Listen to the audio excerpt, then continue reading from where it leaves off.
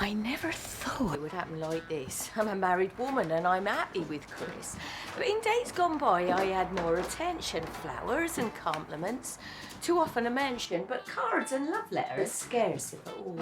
The only letters now are about my forthcoming pension. Speaking of which, that young man what delivers my post in the morning, I had to give him a verbal warning. I could see him in his cycling shorts all hot and perspiring.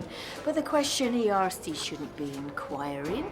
Do you live alone? He asked me, Mrs. B, only I've got a large package.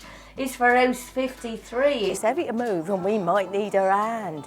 She's back at the weekend, or that's how it's planned. I can't think what you're insinuating, and yes, I am wed. I've no plans to tussle you in my bed. He scuttled away, embarrassed and shunned. But the question he asked, well, I tell you, I'm stunned. The very next week, the gardener came by. My bush needed trimming. He said he'd give it a try. My hanging lobelia also needed attention. I didn't feel it rude to give it a mention. It's hot, thirsty work in that garden of mine.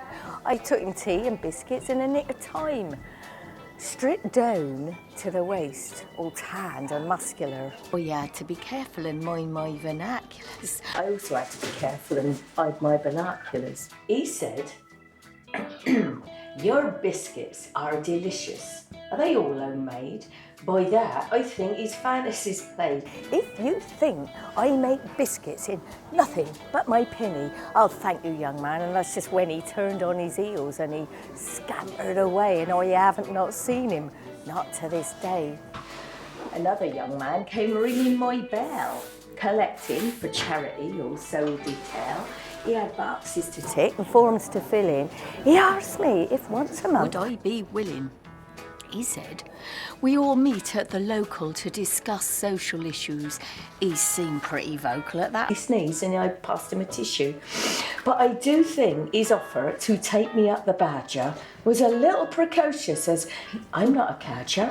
I'll find my own way, young man, if I go at all. You're too keen.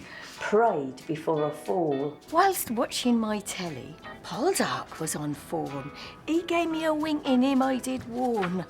On a Sunday, young fella, so soon after my roast. My spud's barely settled. I'm not trying to boast, but you'll have to try harder to catch my desire. It's been a long cold winter without any fire. And so it goes on, everywhere that I go. The young men seem to find me desirous, or so they would have me believe. Even those young fellas on the wireless. That Nick Grimshaw with his witty repartee, promising to warm up my bitterest frost. Well, he didn't actually say that, but that's what he meant. But then Chris, he came home with a bunch of red roses. He said words weren't enough, that for him they don't flow. 'Tis the things what I feel and the things what I do that mean my heart is just for you. Well, he kept that very quiet, didn't he? He said he didn't like to talk about it. So now I am glad that with all the young men's advances, I ain't got carried away nor took any chances. I got Chris by my side, he's got me by his too, and those young men, they'll have to wait in that there queue.